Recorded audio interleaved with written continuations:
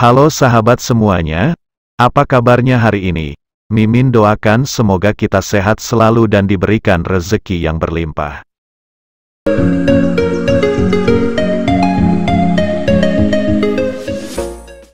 Miftah Maulana Habibur Rahman atau yang lebih dikenal dengan nama Gus Miftah, merupakan sosok pendakwah yang cukup berpengaruh di tanah air. Terlebih lagi pada bulan Oktober yang lalu, dirinya ditunjuk oleh Prabowo sebagai utusan khusus Presiden dalam bidang kerukunan beragama dan pembinaan sarana keagamaan. Sosok Gus Miftah sendiri mulai dikenal luas publik pada tahun 2018, setelah video dirinya menggelar ceramah agama di salah satu klub malam viral di media sosial, dan namanya kian melambung usai membimbing beberapa artis tanah air menjadi mualaf. Deddy Corbuzier, dan DJ Katy Butterfly, serta Nania Yusuf atau Nania Idol adalah artis yang dibimbing Gus Miftah untuk masuk Islam. Namun sangat disayangkan, beberapa hari ini sosok Gus Miftah menuai kontroversi, hingga dirinya menjadi perbincangan hangat publik tanah air setelah beredarnya video viral saat dirinya menghina penjual es teh. Dan akibat video tersebut juga, Gus Miftah banjir kecaman dan hujatan dari publik tanah air, dan tak sedikit dari warganet meminta Gus Miftah segera dicopot dari jabatannya sebagai utusan khusus Presiden, meskipun Gus Miftah telah menyampaikan permohonan maafnya. Kasus hinaan terhadap pedagang es teh ini bukanlah kontroversi pertama Gus Miftah, karena sebelumnya pimpinan pondok pesantren Ora Aji ini juga pernah tersandung sejumlah kontroversi lainnya. Apa saja kontroversi yang dilakukan oleh Gus Miftah? Berikut ulasannya yang telah tim Putra Silampari rangkum buat sobat semuanya. Silahkan tonton videonya sampai selesai.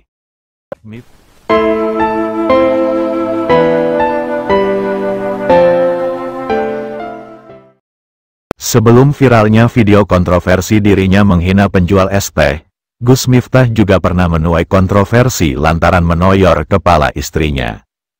Pada bulan Oktober kemarin, Gus Miftah banyak mendapat kritikan karena menoyor kepala istrinya saat sedang berceramah di depan umum.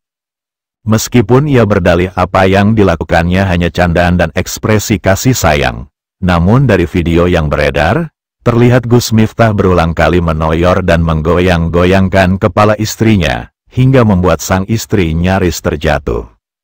Kontroversi selanjutnya dari seorang Gus Miftah adalah menyebut PKS Partai Wahabi.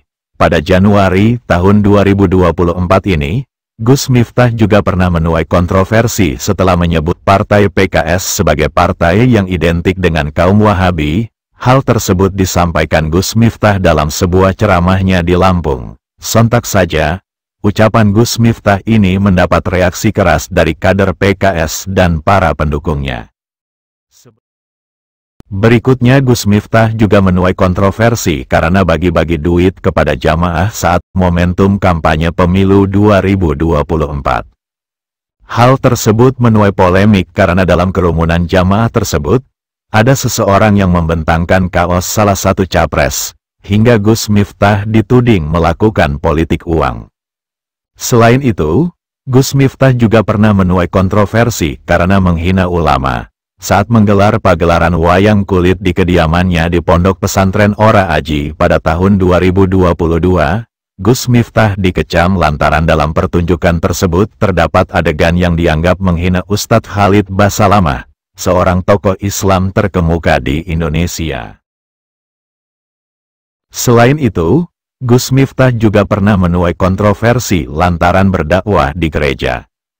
Pada tahun 2021, Gus Miftah pernah berdakwah di sebuah gereja, tepatnya di Gereja Bethel Indonesia, Jakarta. Banyak umat Islam yang mengecam aksi Gus Miftah tersebut karena dianggap tak pantas dan melanggar toleransi agama. Bukannya minta maaf, justru Gus Miftah berdalih bahwa aksinya tersebut adalah sebuah orasi. Seterusnya lagi yang ketujuh, Gus Miftah pernah menuai kontroversi hingga sempat memancing amarah publik, karena membandingkan speaker masjid dengan musik dangdut. Dalam sebuah dakwahnya, Gus Miftah mengkritisi soal kebijakan pelarangan penggunaan speaker masjid untuk tadarus Al-Quran di bulan Ramadan. Gus Miftah membandingkan pelarangan speaker masjid tersebut dengan acara dangdutan. Dan yang terakhir, Gus Miftah pernah menuai kontroversi setelah berdakwah di diskotik. Kontroversi Gus Miftah yang paling disorot sebelum ia menghina penjual es teh adalah berdakwah di kelab malam.